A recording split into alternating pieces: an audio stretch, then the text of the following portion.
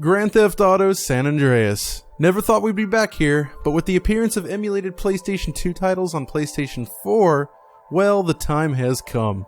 That means it's time to take a look at the emulated version of the game running on PlayStation 4, just to see how it stacks up against both the PS2 original and the remastered version on PlayStation 3.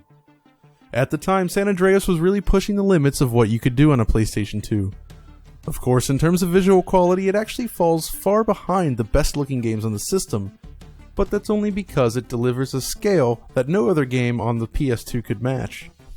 When comparing the original PS2 release against the emulated PS4 version, the first thing evident is a boost in image quality. The jump from 640x448 to 1280x896 is significant. The stipple effect evident on PS2 has also been eliminated, resulting in smoother colors all around.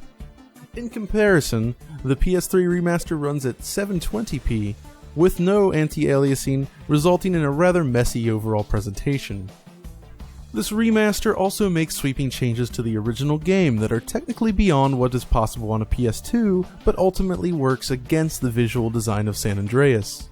Right away, the removal of the orange glow saturating the world has a profound impact not just on overall atmosphere, but in terms of how assets are perceived. Character models once hidden by the orange haze wind up looking significantly worse in the remaster without it.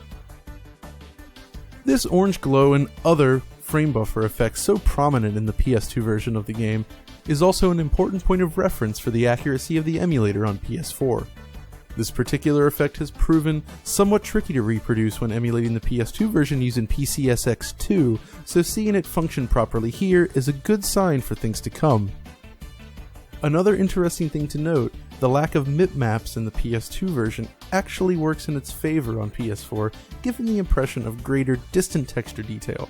Look at how the trilinear filtering here on PS3 actually blurs out all of the distant texture work, while it remains visibly sharper on PS2 and of course PS4. Now the downside to this approach here is an increase in distant shimmering of course, but in this case it works pretty well. Oh, and it's not just the orange glow that gives the PS2 version a unique appearance. Look here and see how different this scene looks from its original form. Again, character detail is hidden by the lighting conditions on PS2, resulting in some poor results in the remastered version.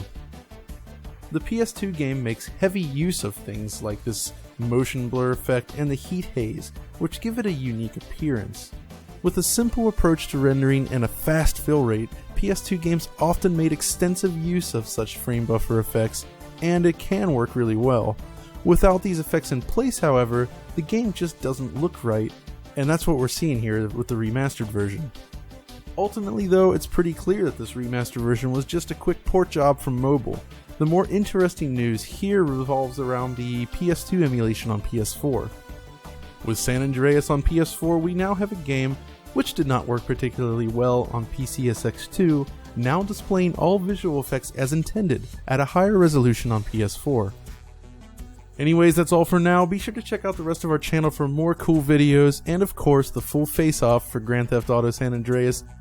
And until next time, this is John signing off.